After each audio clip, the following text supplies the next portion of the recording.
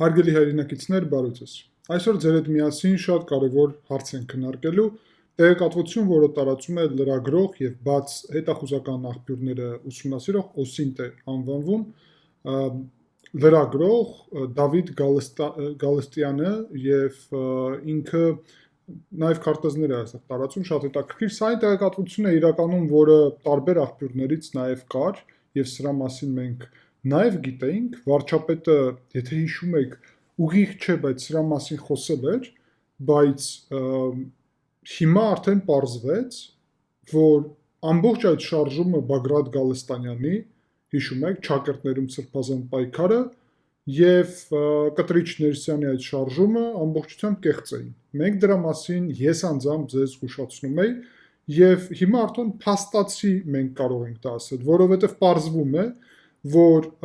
Ադրբեջանը գաղտնի ձևով, հենց այսպես էլ գրում է Դավիթ Գալստյանը, որ փոխանցել է Հայաստանին, Հայաստանի սուվերեն տարածքներում գտնվող, բայց ադրբեջանական վերահսկողության տակ գտնվող այդ ժամանակ կոնկրետ հենակետ սահմանազատման գործընթացի ներքո, որը տեղի է ունեցել Բերքաբեր գյուղի հատվածում եւ Քիզիլաջլի գյուղի հատվածում։ Հիշում եք, հիմա արդեն քարտեզի վրա ցույց տամ, հիշում եք, որ այստեղ երբ սահմանազատում էր տեղի ունենում, ապա տեսեք խոսքին Քիզիլաջլի այս հատվածում հայկական այս դիրքը, որը Հայաստանի սահմանը այստեղ է անցնում, այսինքն գտնվում էր հայկական այս դիրքը Ադրբեջանի տարածքում, ապա այստեղ կոնկրետ հայկական դիրքը փոխանցվեց Ադրբեջանին, որովհետև Ադրբեջանի տարածքում է գտնվում։ Մնացած հատվածներում տեսնում եք, որ այստեղ 3 հայկական դիրք կա եւ այստեղ 3 ադրբեջանական դիրք կա, այստեղ 1 ադրբեջանական դիրք եւ այս դիրքերը իրականում նաեւ գտնվում են Հայաստանի ինքնիշխան տարածքում։ Բայց հետաքրքիր եւ կարեւոր այն է, որ այս դիրքը կոնկրետ, որը նաեւ ադրբեջանական էր, այսինքն պետք է հասկանանք, որ այստեղ սահման չկար, հա, դիրքերը մի կողմից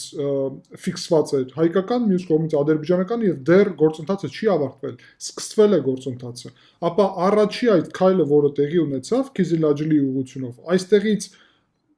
հայկական կողմը հետ քաշվեց այս դիրքի ուղղությամբ եւ փոխանցեց Ադրբեջանին, իսկ այս դիրքը կոնկրետ ադրբեջանական զինուժը հետ է քաշվել եւ փոխանցել է հայկական կողմին։ Եվ սա արդեն այդպիսի կարևոր մեկ օրինակ է Բերքաբեր գյուղի ուղղությունով։ Եվ Դավիթ Գալստյանը նշում է, որ հետաքրքիր է, որ հայկական իշխանությունները սա գաղտնիք են պահել, այսինքն հանրային չեն ասել։ Հիշում եք, հարգելի հայրենակիցներ, որ իրականում վարչապետ Փաշինյանը տարբեր ձևերով նաև նշում էր մեզ, ասում էր, որ սահմանազատումը երբ տեղի է ունենում, երկկողմանի բնույթ ունի, մի կողմից մեկ ենք փոխանցում, մյուս կողմից նաև մեզ կփոխանցեն եւ այլն, բայց առանց փաստերի էր ասում, ընդդիմություններ նաև իրան մեղադրում էր, բա դուք կոնկրետ տեղ չեք կարող նշել, դեռ Ադրբեջանը որևէ բան չի փոխանցել, պետք է ասել, որ եւ ես դա ասել եմ շատ անկեղծ ձեզ, որ առաջի հերթին Հայաստանն էր փոխանցում, որովհետեւ մենք լինելով հաղթած նաև 94 թվականի առաջի պատերազմի հետևանքներում շատ ավելի տեղերում ուղղակի ադրբեջանական դիրքեր էինք պահում այդ նույն Տավուշի հատվածում, քան Ադրբեջանը, այսինքն դա զուտ նաև նրա հարցը թե ով ինչքան ունի փոխանցելու նոր արդեն սահմանազատման գործընթացի ներքո, որը տեղի է ունենում ձեր համար շատ լավ հայտնի Ալմա-Աթայի հռչակագրով հետ սովետական սահմաններով։ Այսինքն Հայաստանի իշխանությունները, տեսեք, Դավիթ Գալստյանը այստեղ հարց է տալի, բայց ինչու սա չօգտագործեցին ինչպես լավ ինքնագովազդ, որովհետև կարող էին դա անել։ Առաջի հերթին պետք է ասել, որ այստեղ 4 գյուղի հատված է փոխանցվել Ադրբեջանին, հիշում եք, ադրբեջանական գյուղերի, կոնկրետ Քիզիլաջլի խոսքին մասին է խոսքը եւ հայկական իշխանությունները չուզեցան սա անել, որովհետև փաստացի, տեսեք, Ադրբեջանը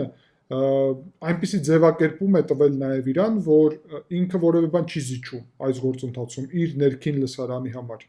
եւ ինքը այսպես հաղթածնի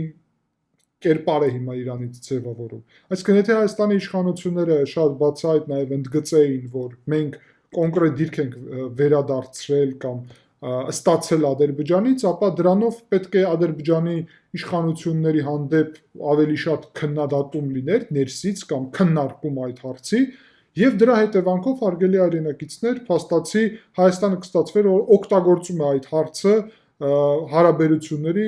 ուղղությամբ։ Ադրբեջանն էլ շատ չէր խորացել կոնկրետ գյուղերի, կոնկրետ դիրքերի ուղղությունով, ուղղակի ասել էր, որ այդ 4 գյուղի հարցը լուծվել է, որովհետև այդ 4 գյուղը իրոք մեր վերահսկողություն տակ էր գտնվում, այնպես չի հենց գյուղերը, բայց բարձունքները այդ գյուղերի հատվածում։ Եվ տեսնում եք խոսքին այս քարտեզում, այստեղ էր հայկական հատվածը,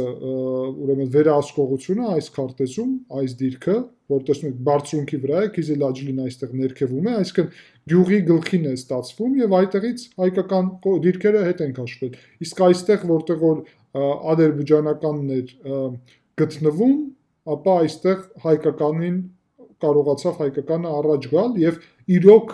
պետք է նաեւ ասել, որ ապագայում այս ադրբեջանական դիրքերի հարցն էլ կլինի օրակարգում։ Էլ ավելի շատ սահմանազատման եւ սահմանագծման գործընթացի ներքո։ Այսինքն դա տրամաբանական է։ Տեսնում եք այստեղ, որ ադրբեջանցիք եկան այս ուղղությամբ, իսկ մեր դիրքերը, որոնք այս հատվածում են գտնվում եւ այս հատվածում խորացել են մինչեւ այստեղ։ Այսինքն այս հատվածում կոնկրետ Քիզիլաջլի տեղի ունեցավ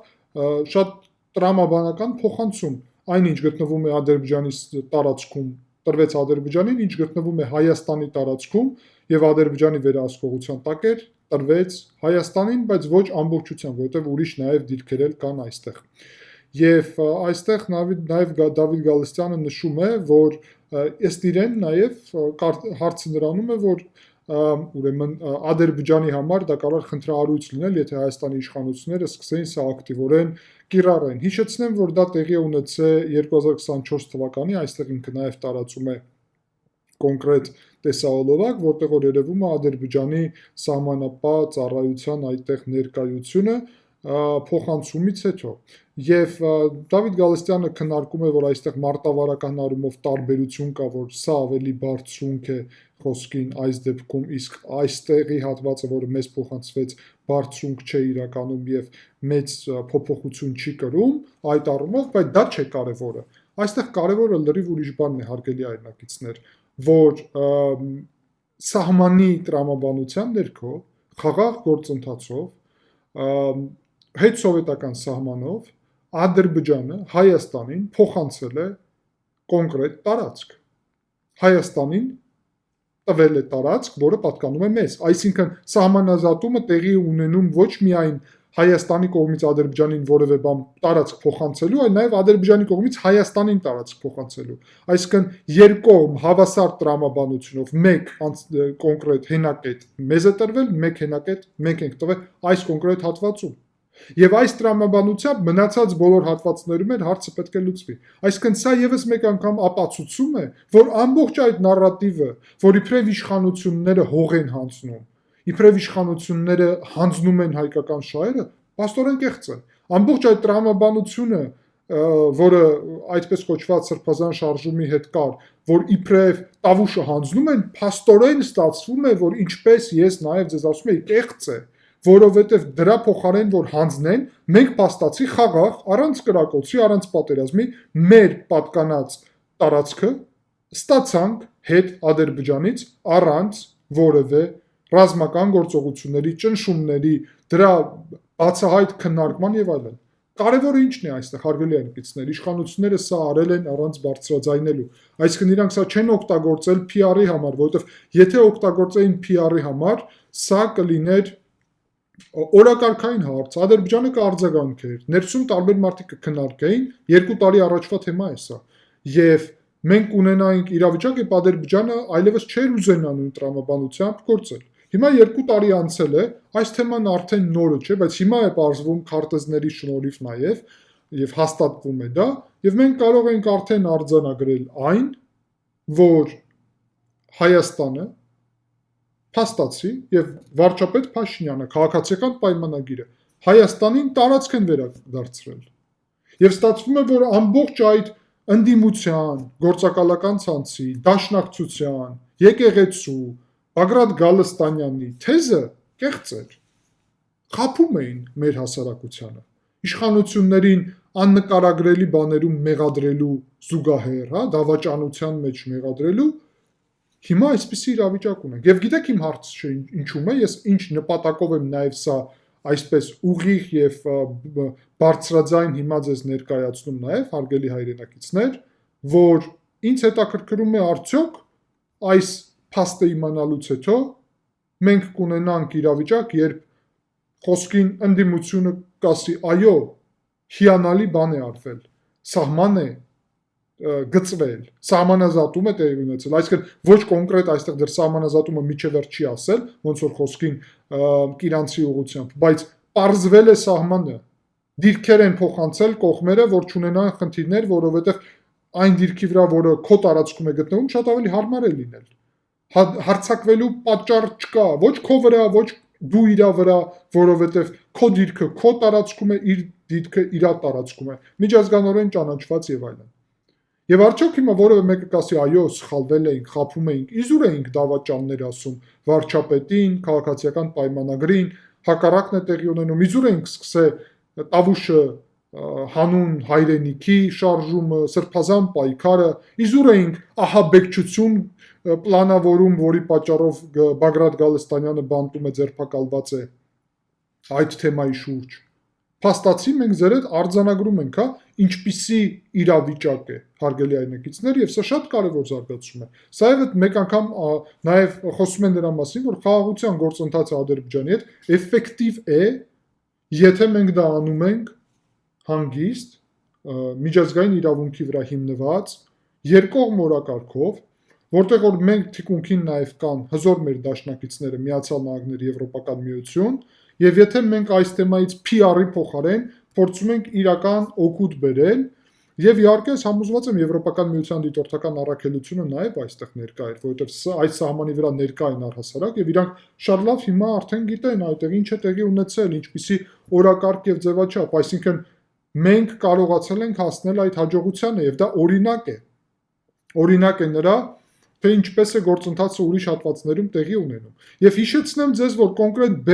Բերքաբերգ եւ Քիզիլաջլիի ուղղությունով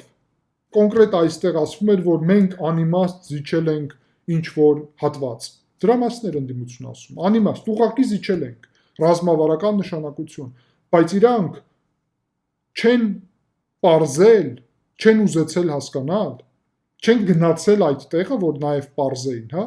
որ այդպես չէ, որ հակառակ իրավիճակ է։ Եվ ամեն ինչ չէ, որ իշխանությունները պետք է բարձրաձայն ասեն, այո, ամեն ինչ չէ, որ PR-ի համար պետք է օգտագործեն։ Վարչապետը երբ մեղմ այն ժամանակ ասաց, որ տրամաբանությունը ուրեմն հավասարակշռված է, այսինքն մենք եթե մի բան փոխանցում ենք, մեզ էլ են փոխանցում, երկկողմանի տրամաբանություն ունի մի խոսքով սահմանազատման եւ սահմանագծման այդ տրամաբանությունը, գործընթացը, ապա դրան լուրջ որևէ ձևը չընկալեց, բայց պարզվում է վարչապետը շատ ճիշտ հայտարարություն արեց։ Պարզվում է, որ վարչապետը ուղղակի ուղիղ չասեց այն, որ PR-ով ինքնա-PR-ով չզբաղվեր, բայց իրականում ինքը շատ լավ գիտեր ինչ է տեղի ունենում։ Այսինքն ինքը գիտեր, որ ոչ թե բան ենք հանձնում, այլ ուրեմն այսպիսի փոփոխական բնույթի մոտեցում է տեղի ունենում, փոխանցում է տեղի ունենում, որի համար դու նաև ստանում ես քոնը եւ այդ փոխանցումը ստացվում է, որ երկկողմ տրամաբանություն ունի։ Եվ փոխանցումը այս դեպքում խնդիր չի պարունակում, որովհետև մենք ավելի ենք լեգիտիմացնում մեր դիրքերը սահմանի վրա, որովհետև ամենակարևոր անվտանգության հիմքը դա լեգիտիմությունն է, որ Ադրբեջանը ոչ թե ասի սա իմ տարածքն է, Հայաստանը այստեղ խորացած է, այլ Ադրբեջանը չկարողանա ասի, որ սա իր տարածքն է, որովհետև կա Ալմա-Աթայի հռչակագիր, կա հետսովետական սահմաններ, որը դարել են պետական սահմաններ, որի տակ Ադրբեջանը ստորագրել է Պրահայում, հետո Վաշինգտոնում եւ շատ անգամ հայտարարություն արել, այսինքն սա ամենակարևոր կոնկրետ այդ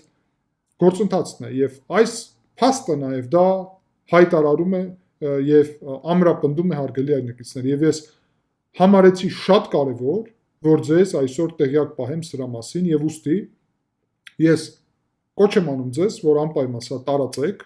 անպայման լայքեք, գրեք մեկնաբանությունները, դրանով աջակցեք սրա տարածումին, որ մեր հայրենակիցները իմանան, որ 2 տարի անց այսպիսի իրավիճակ է, որ վաղը մյուս օր, երբ նոր սահմանազատումներ ունենանք, անպայման չի ինչի, մենք ինչ ենք ստացել միանգամից դրանի պատասխան, բայց գործընթացը այդպիսի տրամաբանություն ունի։ Նաև հարգելի հայրենակիցներ, բաժանորդագրվեք ալիքին եւ միացեք, դառեք անդամ եւ դրանով նաև աջակցեք ալիքի գործունեությանը եւ ստացեք ավելի շատ վերլուծություններ դրա շնորհիվ, դա հատկապես կարող է անել արևմուտքում ապրող մեր հայրենակիցները, կարծում եմ, որ մեր գործունեությունը շարունակաբար շատ կարևոր բնույթ ունի եւ կշարունակենք ամենակարևոր թեմաների մասին միասին խոսել։ Շնորհակալ եմ ուշադրության համար, կհանդիպենք, ցտեսություն։